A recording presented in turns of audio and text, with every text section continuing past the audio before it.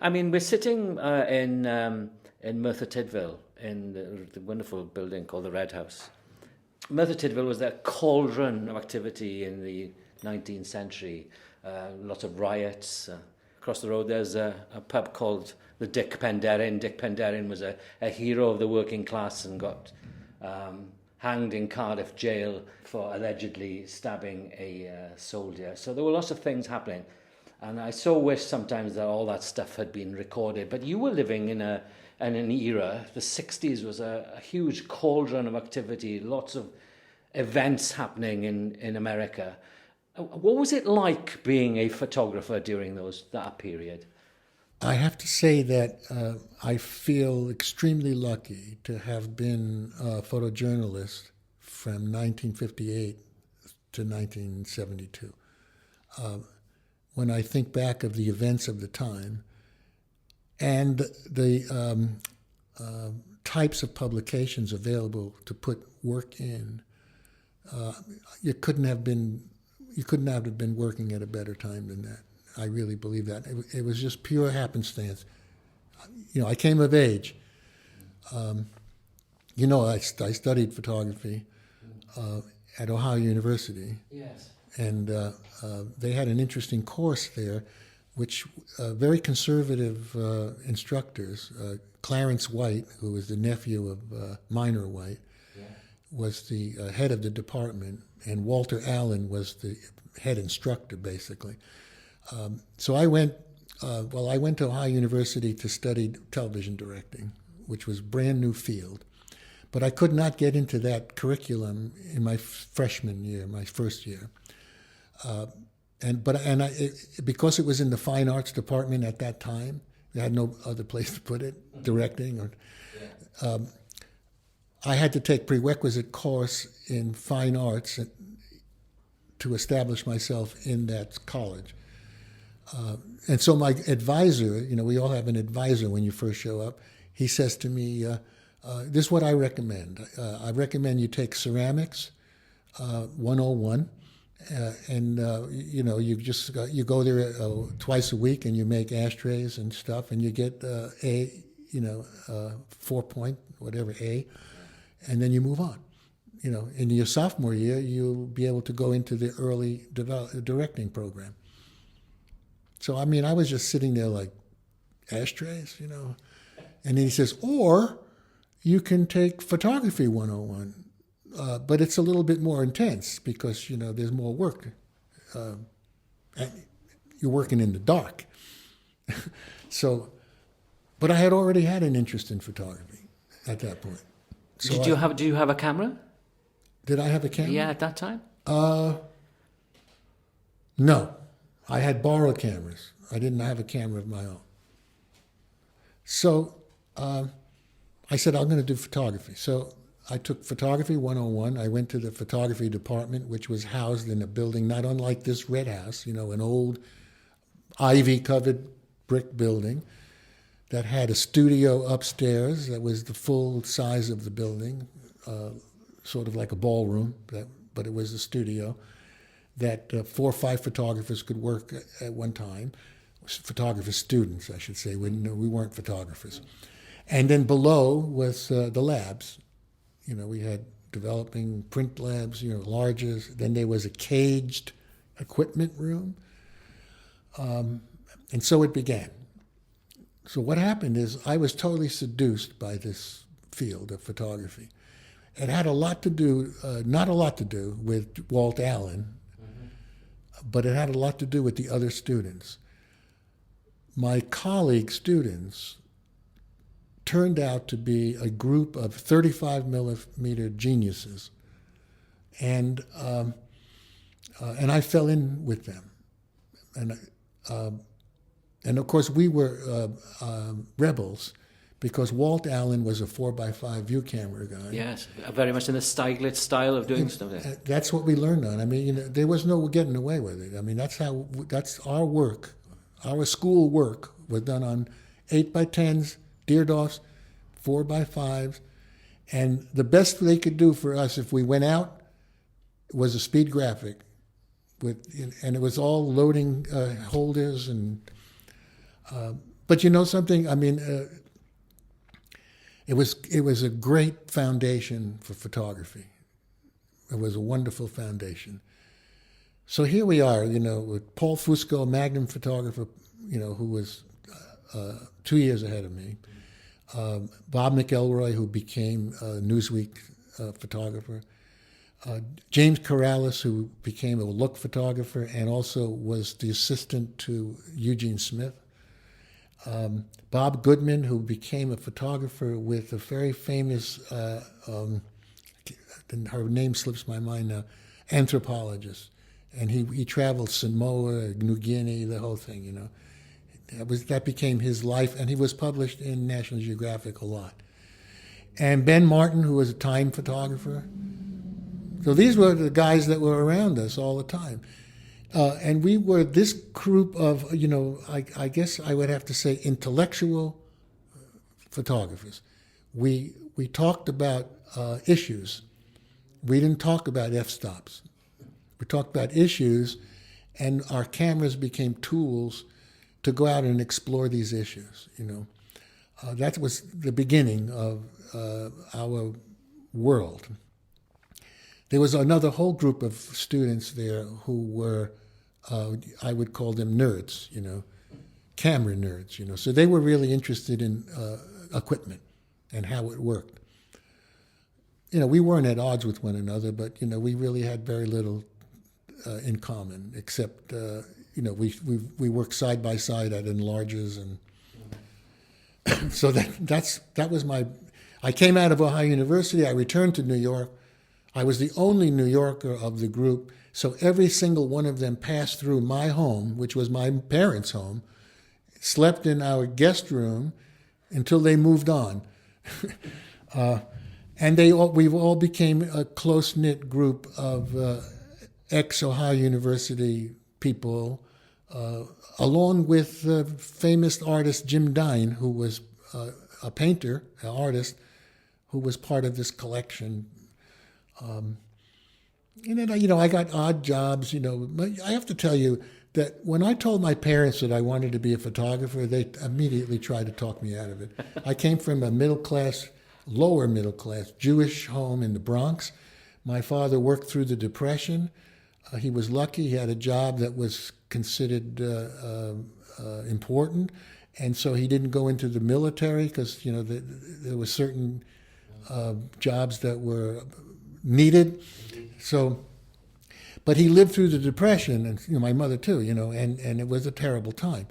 And so I was never a good student in the sense that, you know, I didn't do great papers. I didn't like to read. You could see, I mean, I was a perfect photographer. Everything was visual, everything. And I didn't want to share a page with any words. Did they send you on assignments and stuff while you were studying then, Chuck? Yeah, but, you know, they were basic stuff, you know. Go out and shoot doors, you know, in the village, you know. I went out with a 4x5 camera, and I would, with a hood, and I would set it up, and so I decided to shoot details. So I was shooting doorknobs, which is interesting because as I developed as a photojournalist, photographing people was the key of my work, like all my friends. You know, it was sort of the Eugene Smith, Cartier-Bresson school of photography. People who shot rocks, we used to call doorknob photographers. And I always laughed because I said, you know, one of my key assignments at Ohio University was shooting, you know, well, the assignment wasn't to shoot doorknobs, yeah. It's what I decided to shoot. Yeah. Anyway, yes, we did have these sort of routine assignments, you know, that they wanted us to think about and to use the camera a certain way, shoot landscapes, you know, shoot the river. You know, so everybody went out looking like impressionist paintings, you know, we didn't have easels, but we had sticks. Yes. And we were shooting the trees and the rivers, and was no color, no. You know, because it was all black and white. I don't remember ever seeing color until I became a working photographer, really. So as a group, were you a very politically thinking group? Yes. Was that the driving force, looking for, and seeking out these stories that you could, as a photojournalist, did you share? Did you work together? Did you go off on, or was it in school? In school, yeah. Not too much. Right. Okay. We looked at one another's work. Yeah. Fusco and Corrales were above all the others. Paul Fusco, he's still a friend of mine, but he's getting on in age right now. He's like 86 or 87. He was exactly like Eugene Smith, uncompromised photographer. Yes. He's a Magnum photographer who didn't work the way other Magnum photographers worked, and he was not available for all of these routine business. What do they call it? Commercial. Yeah, commercial. He went on his own stories. He put up his own money to go and shoot stories, and then come back and had Magnum sell the story if they could. I mean, he went to the Soviet Union after Chernobyl, like several years after Chernobyl, to photograph the birth defects of the kids that, from the parents who lived there who were radiated, And they were the most touching pictures of horrible freaks. You can't talk about him any other way. I mean, kids that had no legs and nubs for arms and tumors growing out. I mean, they were just unbelievable. And of course, Paul said it was the saddest time of his whole life, but he stuck it out. And of course, they couldn't sell it. He had these pictures.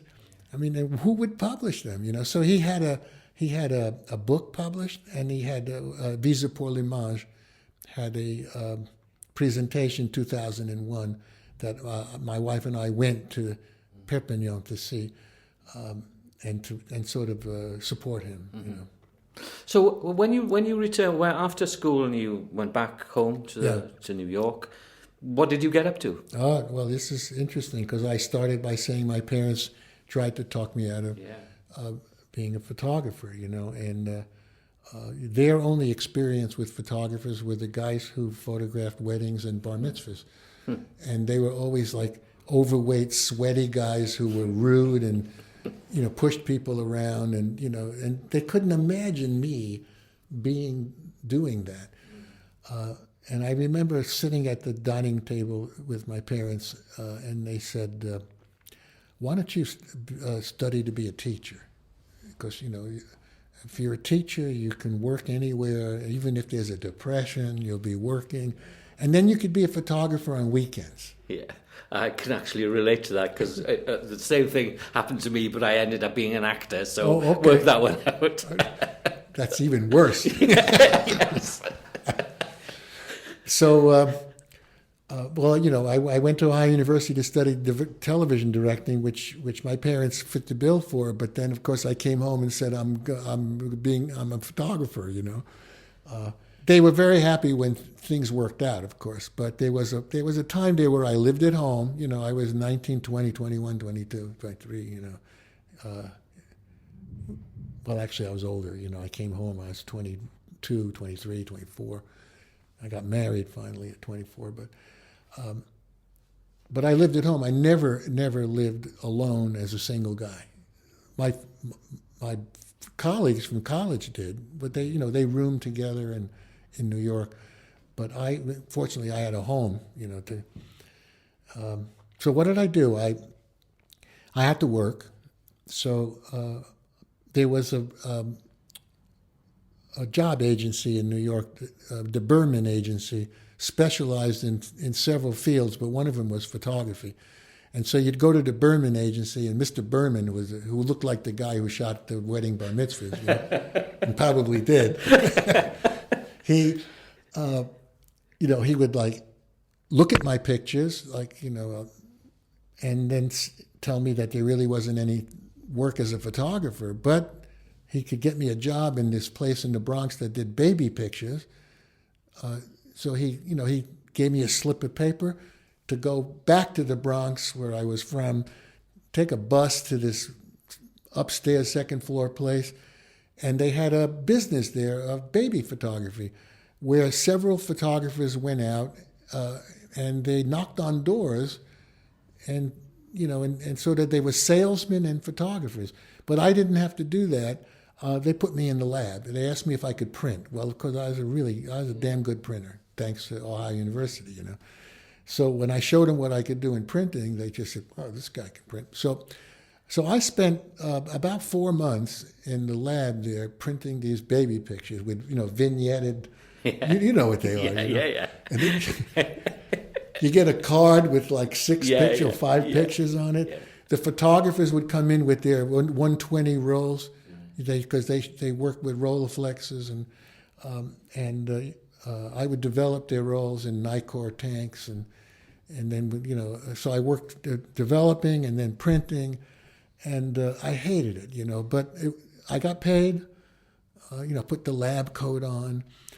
But I could remember every day riding home on the bus. It was the University Avenue bus, And, I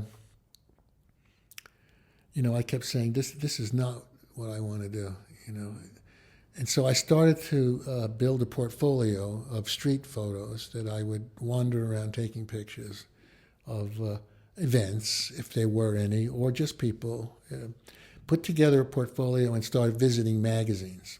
I quit my job, much to my parents' chagrin, But, I started going to magazines and seeing picture editors, and I got great feedback, but no work. Because here I was, I didn't realize it at the time, but I was just a young kid photographer with 15 really nice pictures, and that's the best way I can describe them. They were really nice pictures. The average person would have said they were fantastic because they couldn't do it, but photographers would look at them and say, "Yeah, they're pretty nice," and that's how. So I didn't get any work. The first commercial work I finally got was somebody gave me the name of a small advertising agency. And I know one of the names was Rosenberg, but I forgot the other guy's name. And they had a 2-room, second floor, 42nd Street and what's called 6th Avenue. It's now Avenue in the Americas. Second floor, you go up, and next door was an accountant. And so these guys had this little agency, and they had several clients. And one of them was the Etienne Eigner handbags, which turned out later became a really major handbag company. But at that time, it was a man up in Washington Heights making handbags in his kitchen, handmade handbags in his kitchen. That was their account. So they paid me to photograph his handbags, which I did at home on the kitchen table with a short roll of paper, that I taped up to the wall and used my cans and photographed these things, and they paid me. And then they sent me out to do some other work actually in the field.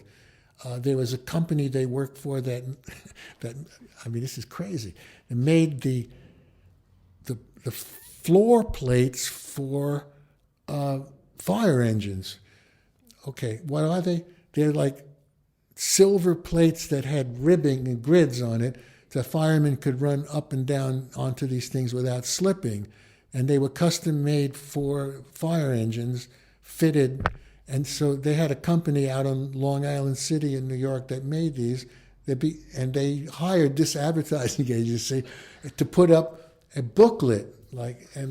So I went out to different firehouses and photographed their fire engine floors, and then I went to the factory and I took pictures of the guys doing it, and okay. Then I'm moving along in my career. Then this guy Byron, who went to school with us, he wasn't part of our group, but he was a photographer guy. He had come to New York on his own and wound up getting a job as Nina Lean's assistant at Life magazine. And so he contacted me and said that he was really fed up with New York and he was going back to Ohio, where he was from, and would I want the job? So he had set up an interview with Nina Lean. So I went to see Nina Lean, who was as dainty a person as you can imagine. She must have weighed 80 pounds, and she was older. She was one of life's original photographers, and she was a pretty damn good photographer, but now she was like in her 70s, still working for Life magazine, and the only assignments she had was to photograph art. Like that cup over there, she would photograph that cup. Painting, sculpture, jewelry, that's what she did. And what she needed was an assistant who could carry her 4x5 camera and know how to use it, and her lights, which in 2 big black boxes, and almost carry her. So I worked for her for a couple of months, and she was very nice to me, but we really had no relationship. She called me Chuck, and she just told me what she wanted, and then she would go and sit down and smoke a cigarette in a big long cigarette holder. And she always wore hats. She was great, but I worked my tush off with this, and she was very impressed that a young photographer knew how to open the box, pull out the view camera, set it up, take the changing cloths, load film while talking to her in the changing cloths.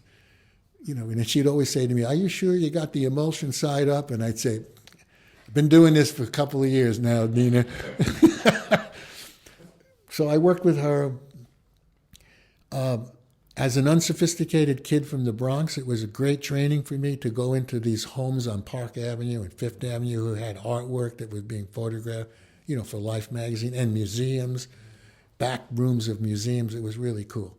But that only lasted a few months. And then my big break came when, actually, I had 2 breaks. One break was Charles Harbert, who just passed away recently.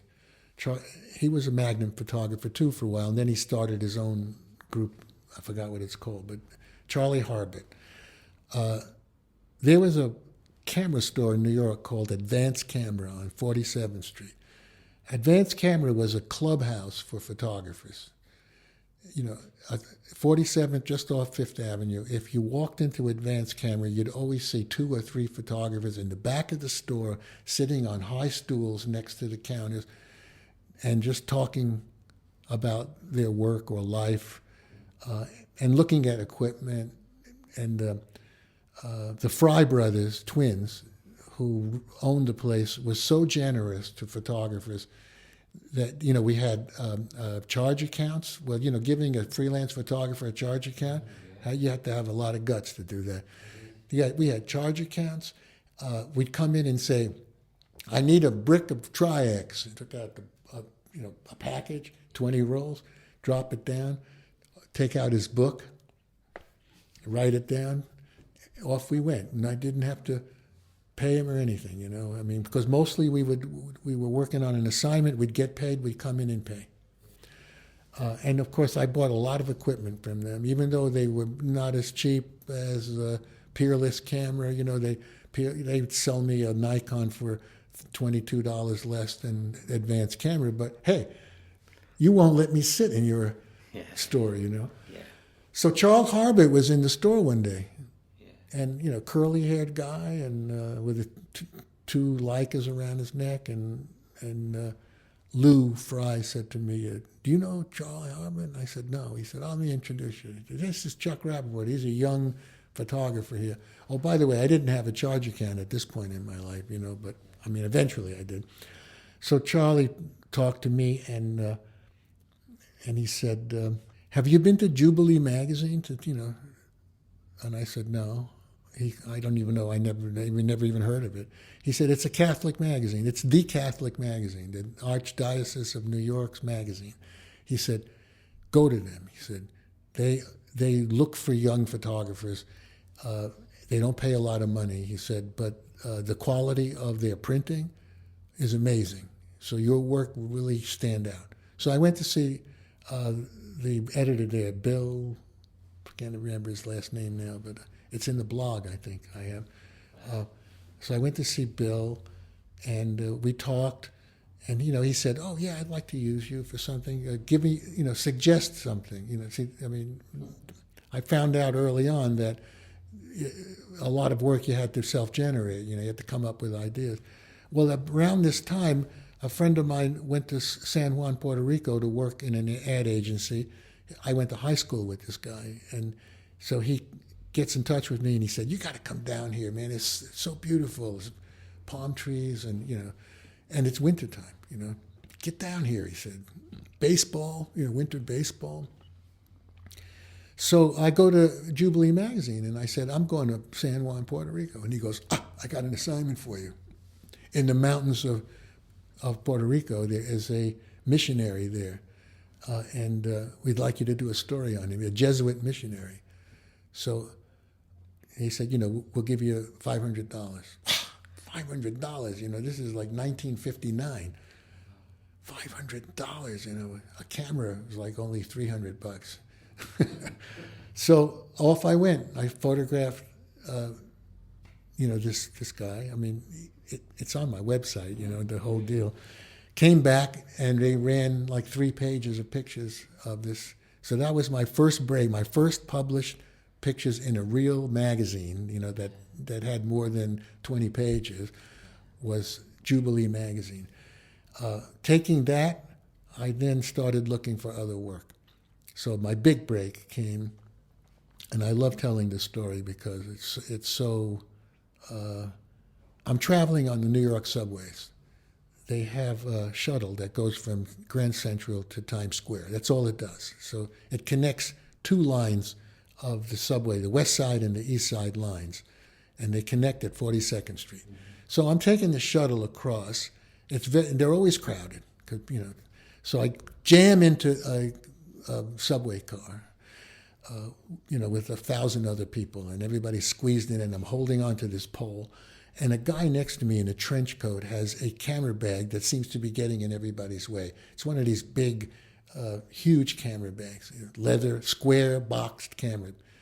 So I look at the guy, I look down at his camera bag, and holy mackerel, on top of the camera bag is the logo of Paris Match magazine. And I'm looking down at it, and I said, this guy's a Paris Match photographer. I wanted to work for them so badly. I got to talk to this guy. Well, I didn't have the guts to talk to him, and the door opened up, and everybody went out, and I couldn't catch him, and I didn't want to run after him, and I went home to the Bronx, and my mother, and she noticed my long face, and she said, what's the matter? And I told her what happened, and she said, well, did you ever think that maybe they have an office in New York? And I said, no, I hadn't thought about that. And she goes, well, go check the phone book. So I look up Paris Match, and sure enough, it says Paris Match, 22 East 67th Street, with a phone number. So I called them up. And to this day, I could remember my heart beating because, I knew that I had only one shot. I'm sure everybody's gone through this. So you're almost trembling from fear and anticipation.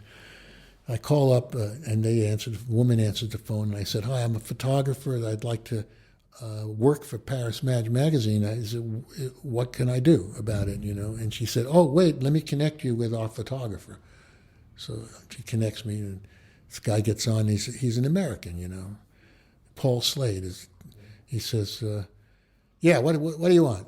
So I said, my name's Chuck Rapoport. I'm a photographer, and I said, say, were you on the shuttle train yesterday from Times Square from Grand Central? And he goes, yeah, that was me. I said, I was standing right next to you on the train. He said, I wanted to talk to you, but I was kind of shy, afraid. He goes, that's not a good sign. You can't work for us if you can't talk to somebody on the subway. So I said, oh my God, I just said the worst thing I could possibly have said. He says, do you have a portfolio? I said, yeah. And he goes, okay, can you come down today?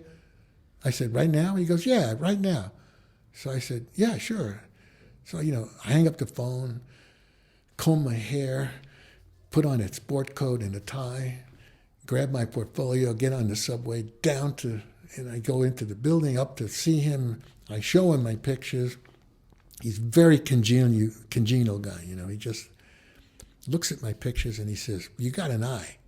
And he looked at the Jubilee magazine thing, and he said, the problem I have with you is that when you work for us, for a magazine like us, we send you on an assignment, you got to come back with the pictures.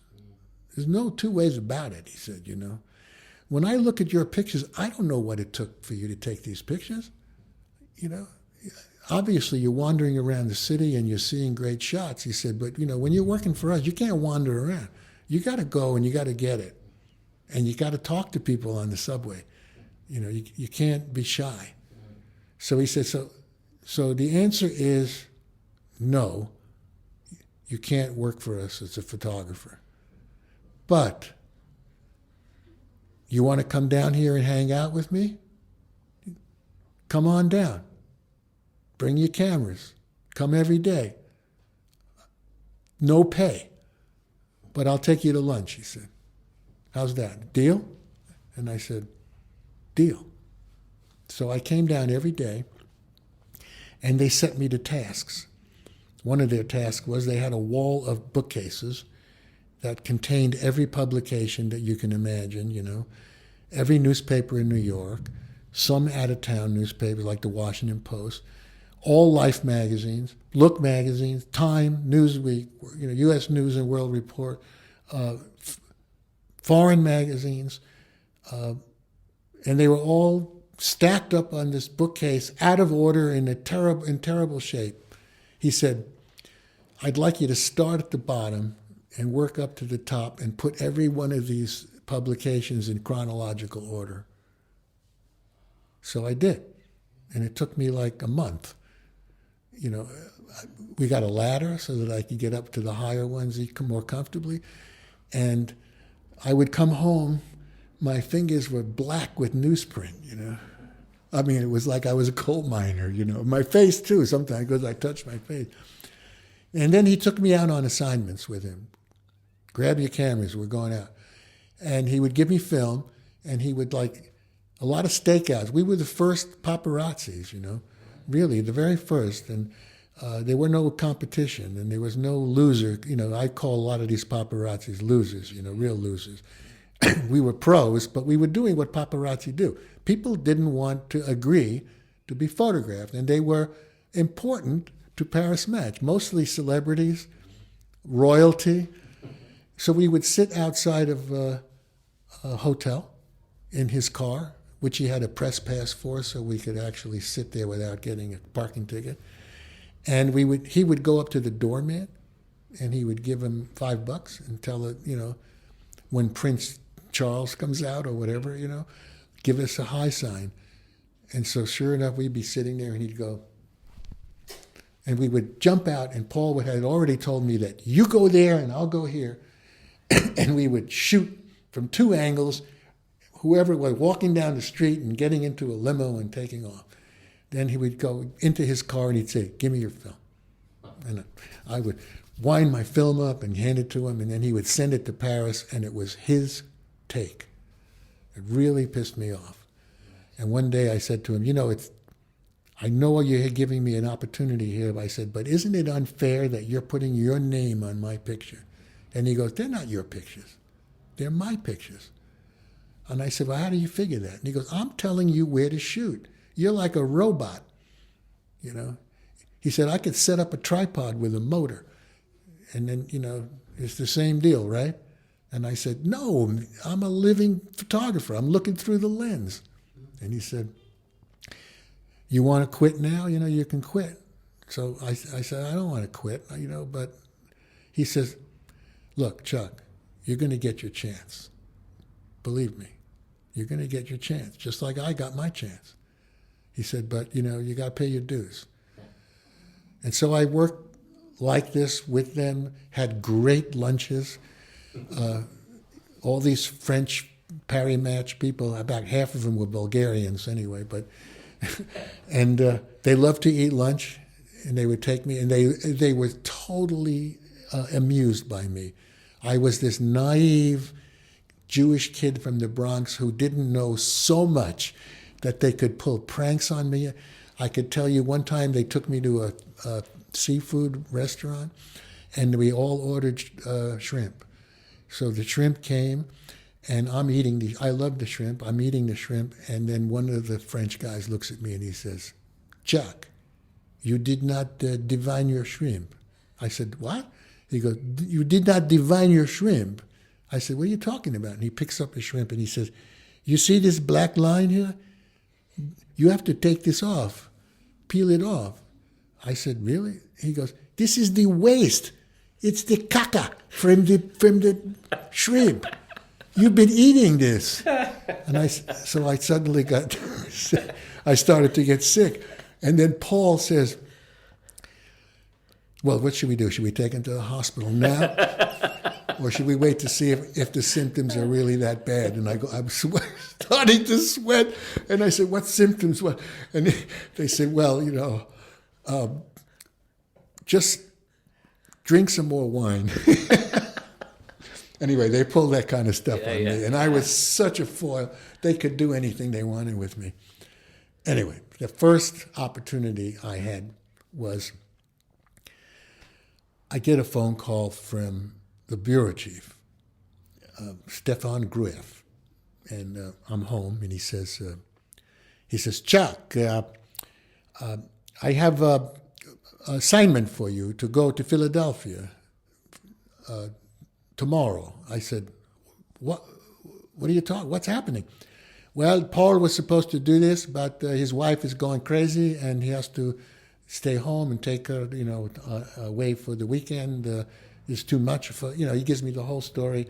And he says, so anyway, there is a sporting event, track meet between the USSR and the US, and you have to go and photograph, cover it. So I said, okay. He says, so come down right away, get your credentials. So I go down, and they write up on a letterhead, a Paris Match letterhead. They have a beautiful logo, red and blue, white logo. And it says, to whom it may concern, Chuck Rapoport is working for Paris Match magazine. And I take my 400 millimeter lens, in this big box, and all my cameras, and a suitcase with a change of underwear and stuff, toothbrush, and I go down to Philadelphia. So when I get down there, I go to the press office and I show them the paper, and I'm waiting for. I need a field pass, get in the infield, where all the other events are, pole vaulting, long jumping. They looking at this letter, and they said, no, we're not giving you a field pass, And I said, wait, you got to give me a field pass, I came, and they just didn't believe me, and they told me no. So I left the office, and I said, my God, what am I going to do? My first opportunity to work for these guys, and I can't call them up and say, they won't give me a field pass, So I went and bought a ticket to get into the stadium, just like a spectator. So I go in, I go to my seat, and I go, this is crazy. I can't shoot a story from here. So I'm looking around, and then down at the bottom of the stairs is a gate that opens to what we call a bullpen, which is really an alley between the grandstands that allows trucks to go in and out. Yeah. It's an entry into the field. So I go down there, there's a guard there, a rent-a-guard.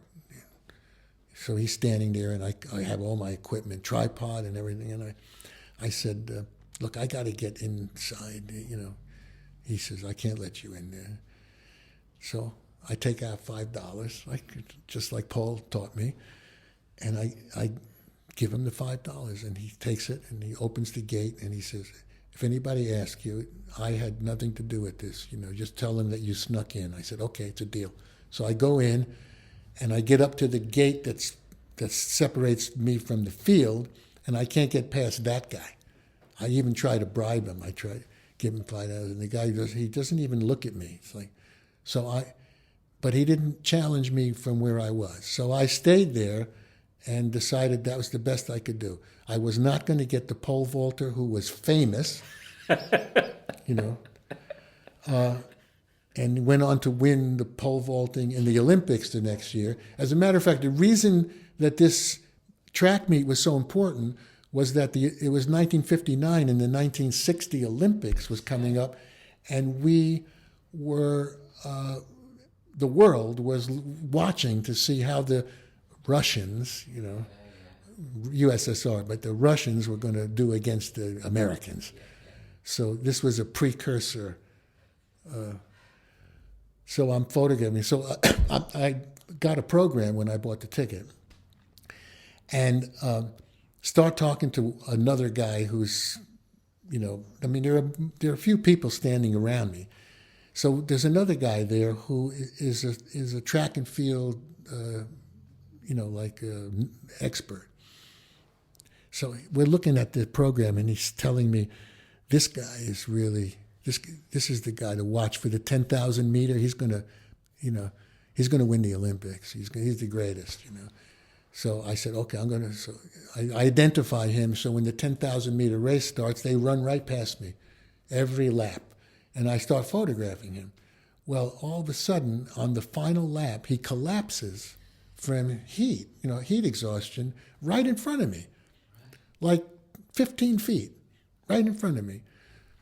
And so I photographed this guy stumbling, turning, twisting, falling down, getting up, trying to finish, can't, and then passing out. So then I go home, and Monday morning I get a call from Paul, and first thing he says to me is, "Did you get a picture? You get a picture of this guy collapsing?" And I said, "Yeah, I got a whole sequence." He goes, "Great, bring it in." So I brought it in. We process it in New York because Paris match closed on Thursday, so we had time. And we look at the pictures. We send it to Paris, and then the teletype comes in on Thursday, and it says in French, but it said USA USSR track meet, a runner collapsing on track, 2 pages. Who is Rapoport? Qui est Rapoport? Wow. Who is Rapoport? And I didn't get the telex because I was, it had come in when I was sitting across the room.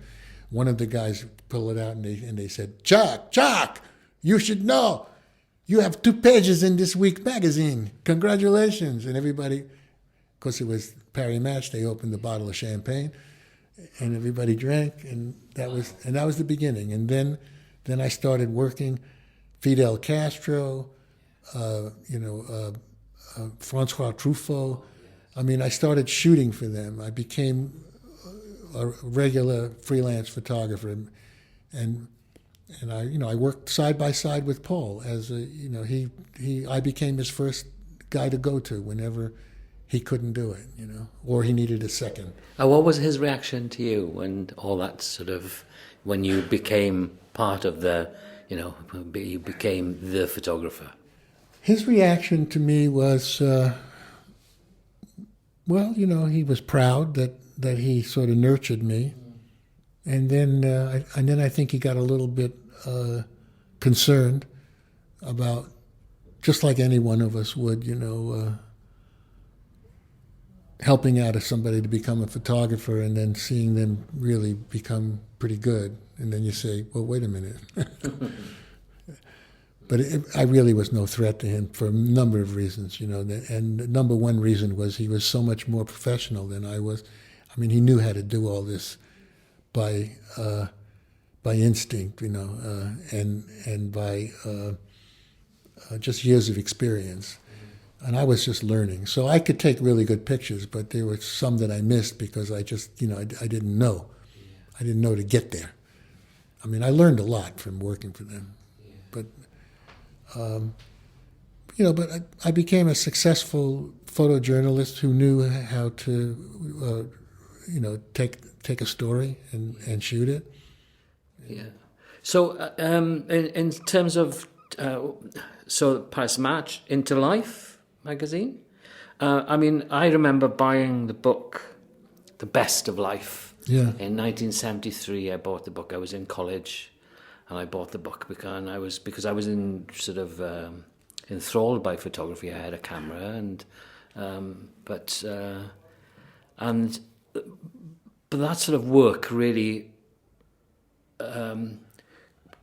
blew me away, I think, because of the standard of the photography, and it was something, I guess, that I'd never seen before.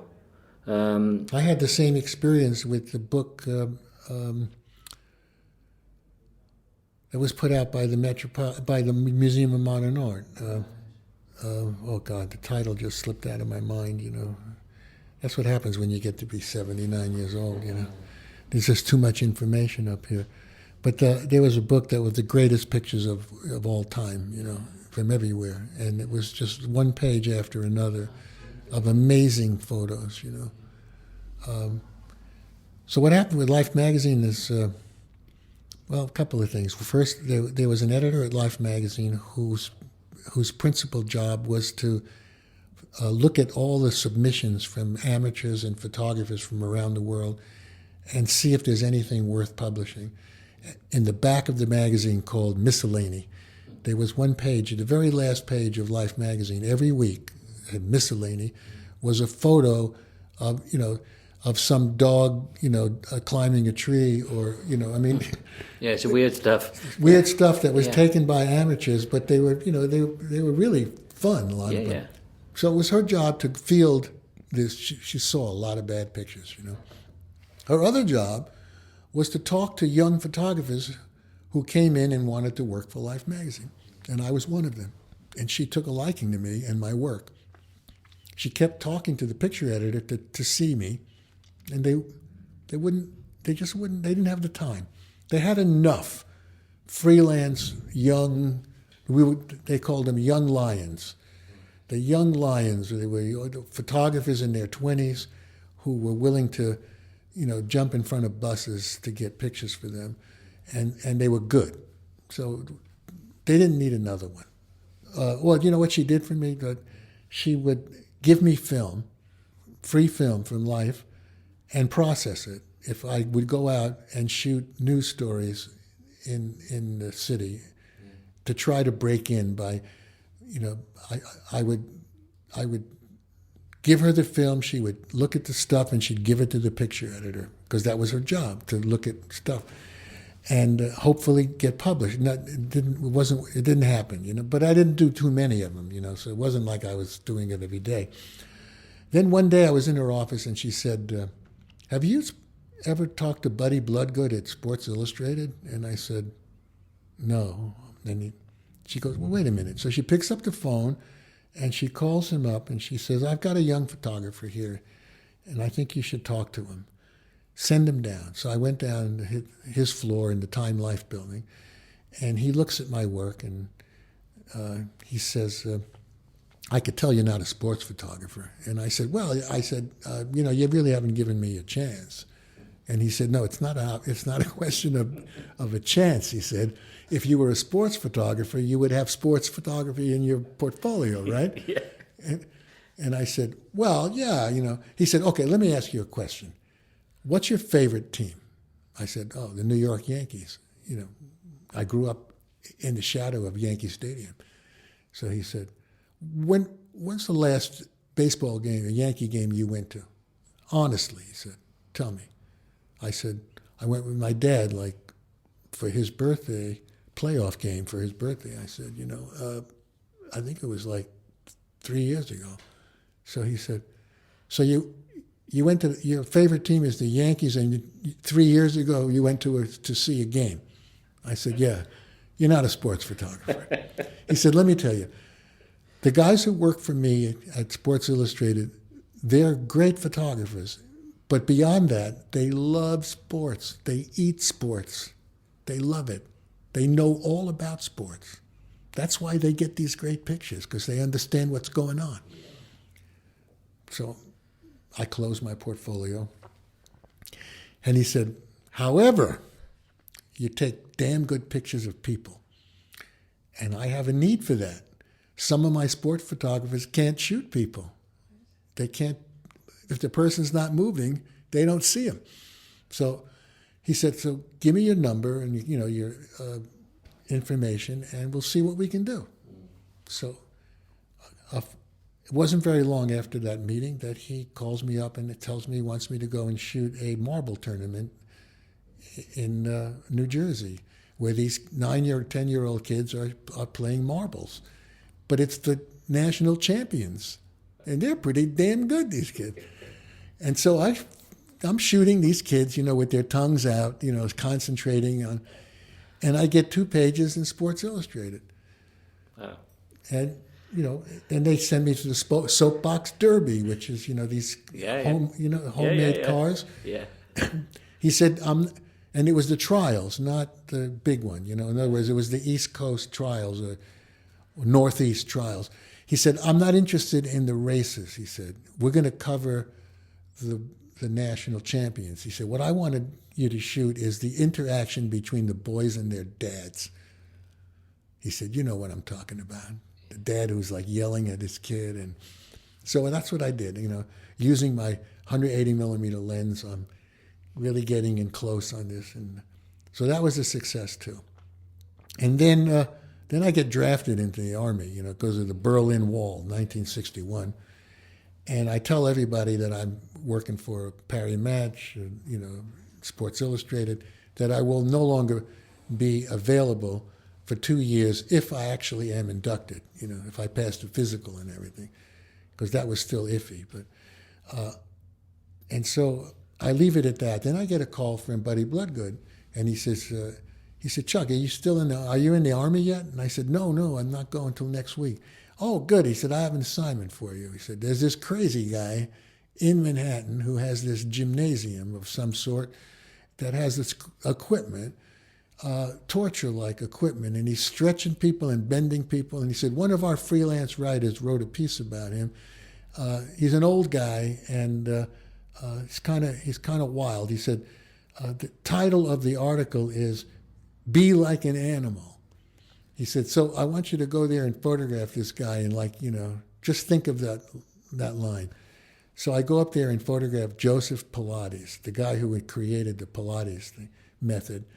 And I turn my film in and I go in the Army and I completely forget about that assignment. I didn't even know that they ran the pictures because, when they finally ran the pictures, I was deep into basic training, crawling under barbed wire. And so it wasn't until years later that I realized that I had these pictures of Joseph Pilates, and I realized I had the only pictures of this guy in his studio of the quality work that I shoot. And I'm not saying that he wasn't photographed, but he was snapshotted by people, But I took real pictures of it. So did you own the copyright to those photographs then? If you're in this, I don't know how it is here, but in the States, if you're freelance, you own the work. If you worked on staff... Yeah, it's exactly the same here. Then the publication had the copyright. Yeah. So I never worked on staff, and I owned all the pictures. Although Sports Illustrated put up a big fight. They didn't want to give me negatives back. But I finally convinced them that I owned the negatives, and that one-day assignment became the most lucrative of all assignments of my career because I'm selling those pictures of Joseph Pilates. Yesterday, I sold $900 worth of those pictures on my website. What's your approach to photographing people? Because one of the life photographers, and I forget his name, he said you have to click with a person before you click the shutter. Absolutely, he's right. I don't know who it was, but he's, Yeah.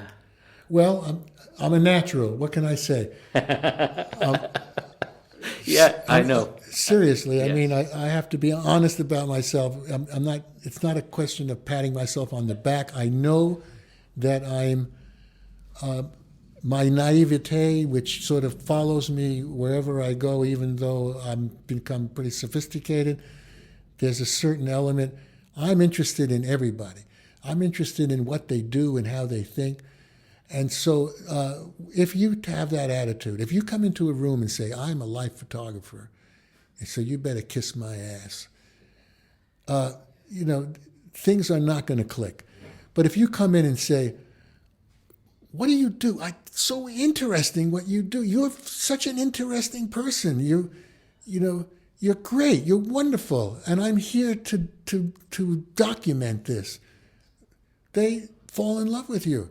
And I try to tell this to all photographers, when I have the opportunity. I always say, there are a couple of rules in photography that I follow. One is you have to know what kind of picture you want before you go to take it. Yeah. Don't count on the picture showing up.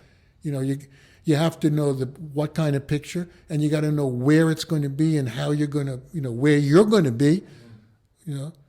That's so important. I mean, I've scooped other photographers many times when I was working because I decided to be somewhere where they weren't. They would rather stand in a group. I went and looked at other places.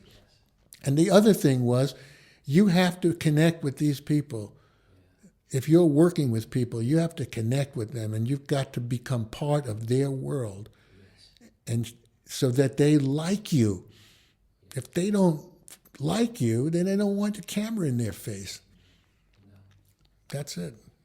Was it a philosophy that came to you, or was it a philosophy that of somebody you admired? No, yeah, I understand what you're asking, but I think it's something that just is part of me. Yes. I'm just, even without a camera. Yes. I mean, I'm not always with a camera, and I'm not always taking pictures, but I'm always interested in what's going on around me. I've spent my life witnessing things that happen, and even though people may call me self-involved or self-interested, which and they'd be right, because in a lot of ways I am, but I'm just as involved in what the world is doing, and which is why I became a photographer, which is why I was attracted to photography, is because I just didn't want to take beautiful pictures. I wanted to take pictures of what was happening in the world and record it forever. Do you think the power of photography has changed since those heady days of the 60s, early 70s? Things have changed remarkably since then with the advent of digital, etc. Mm-hmm. Do you think that people's approach to photography has changed, or are photojournalists different animals to what you were in the 60s?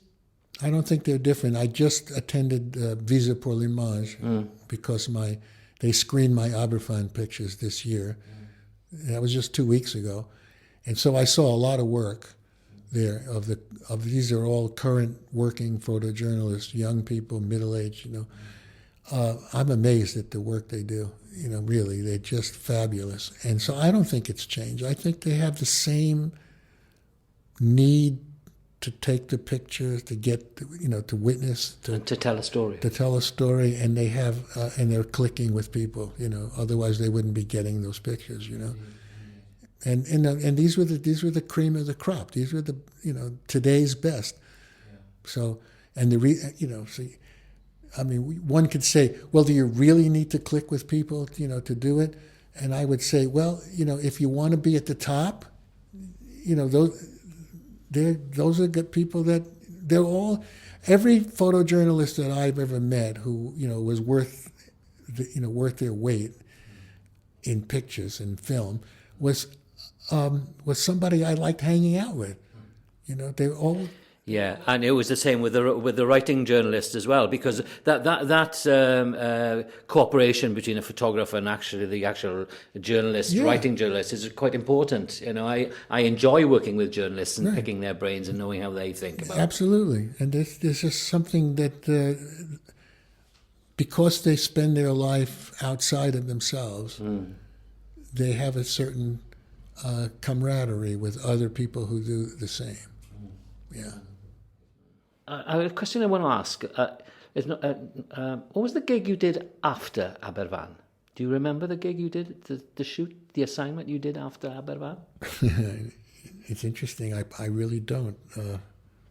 Let's see, 66, 67, 66. No. Aberfan was the number one story of my whole career. Yes. I didn't know it at the time, but I never spent 5 or 6 weeks on any other story, that length of time. Yeah. I contributed to the bankruptcy of Life magazine, I think, because they owed me a lot of money when I got home, because they were paying me $150 a day in 1966, plus expenses. So, I was an expensive story. Yeah. But I proved to them, that I was valuable in that. But, I started to get tired of it. That I had a second career. Yes, indeed. Yes, writer. So, magazines were folding. And when Life magazine folded, one of the editors there who was close to me said, "It's okay, we have a magazine called People. You can go to work for them." And I looked through the magazine, and I said, "I don't want to work for this magazine." They didn't have one photo essay in the whole magazine. Everything was a single solo shot. You were lucky to get a spread of 2 pages. And who were the people that you were shooting? The equivalent of the Kardashians of the day. Yeah. That was the end. So I wrote a screenplay and sold it, and that was it. But it's pictures again, isn't it? Absolutely. It's seeing pictures in your head, which you had to do as a photographer. You had to see pictures in your head. I don't know how many people realize that really good photographers see the picture before they shoot it. Indeed, yeah. And did you just was it the transition abrupt, or was it, or did you think, well, I'll try this out and see how it goes? And yeah, I wanted to direct, make a movie, right, and so I knew that I just couldn't walk up to somebody and say I want to direct. Yeah. So I wrote a script, and I thought that would be my leverage. I'd say, this is a script, and they'd say, "Ooh, we love this script," and I would say, "Yeah, but I have to direct it." Well, that didn't happen, but that was my plan. Yeah. So they bought the script, but they didn't want me to direct it. So, right. Were you disappointed? Yeah.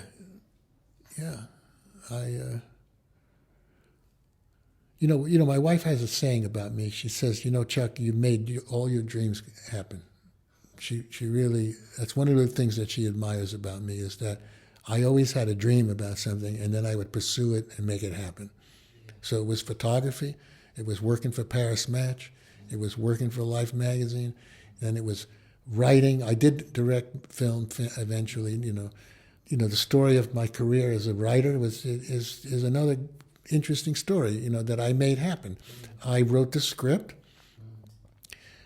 This is before it was sold. I wrote a script, and a friend of mine at Life magazine, Tommy Thompson, was the head of the entertainment division, and the Graduate had just come out, the movie The Graduate with Dustin Hoffman, and I said to him, "Boy, this guy Dustin Hoffman would be perfect for my script." I said, "You just did a story on him." I said, "Could you give me his phone number?" And he goes, "Oh, Chuck," he said, "I'll give you the phone number, but you can never let him know that we did this." Okay, so I got his phone number. I called Dustin Hoffman up. He answered the phone, and I said, "Dustin Hoffman, my name's Chuck Rapoport, and I wrote a screenplay that I think you'd be perfect for." He goes, "How did you get my number?" So I said, "Well, I got it off the desk of somebody that when they went out of the room, I saw it." So I said, "But that's not important." I said, "The thing is that you should read my script and you should act in it." So he said, "Well, I live on 12th Street," he said, "and I'll give you the number and you can come into the building and leave the script at my door." So I said, "Okay." So I did. So I left the script there. Then, coincidentally, I have a friend in New York who has a friend who's a producer. So he has a breakfast, invites me and my wife, and he and his wife to breakfast so that I would meet them. So I meet this guy, John Maxton Graham was his name. And so we're talking, and I told him I have a script, and he said, "Oh, I would love to read your script." And I said, "Okay." I didn't bring it, but I said, "Oh, I'll bring it to your office." And he said, "Fine." So I leave him. So, I feel good. I now made a contact with a producer who was interested in reading my script. Then I go home, and I'm sitting in my living room with my wife. The phone rings. I said, "Hello." He said, "Is this Chuck Rapoport?" "Yeah." hi, this is Dustin Hoffman. I said, it's Dustin Hoffman. Ah, yes, hi. He goes, I just read your script. He said, I love your script. It's great. He said, I love that scene with the shotgun and over the door, and how you see it in the screenplay, and how she goes to, and he's talking to, he's telling me that he's read the script. So I said, this is great. I said, so do you want to do it? And he goes, well, he says, it's more complicated than that. He said, but the simple answer is yes, but the complicated answer is that I want to give it to a director, friend of mine. And I said, oh, well, I'm going to direct it. And he goes, oh, I didn't know that. He said, what have you directed? I said, nothing. He said, do you mind if I show it to Ulu Grossbart, this director? He's a Broadway director that wants to get into film. He said, and we've often talked about finding a script that we could do together. This may be it.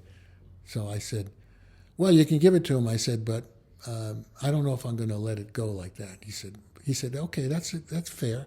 So then I go to see John Maxton Graham, right? Like a day later, give him the screenplay, and they're holding the screenplay in their hands, he and his partner, and we're talking, and he says, first question we have always is, have you shown this to anybody else? And I said, yeah, I showed it to Dustin Hoffman, who just called me like yesterday and told me he wanted to do it.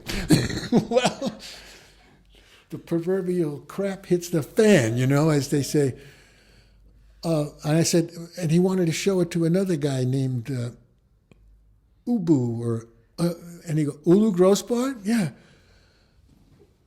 Do you have an agent? And I said, no. He said, hang on a second. He calls up and he goes, Bob, I have a writer here that needs an agent. He said, you'd be perfect for him.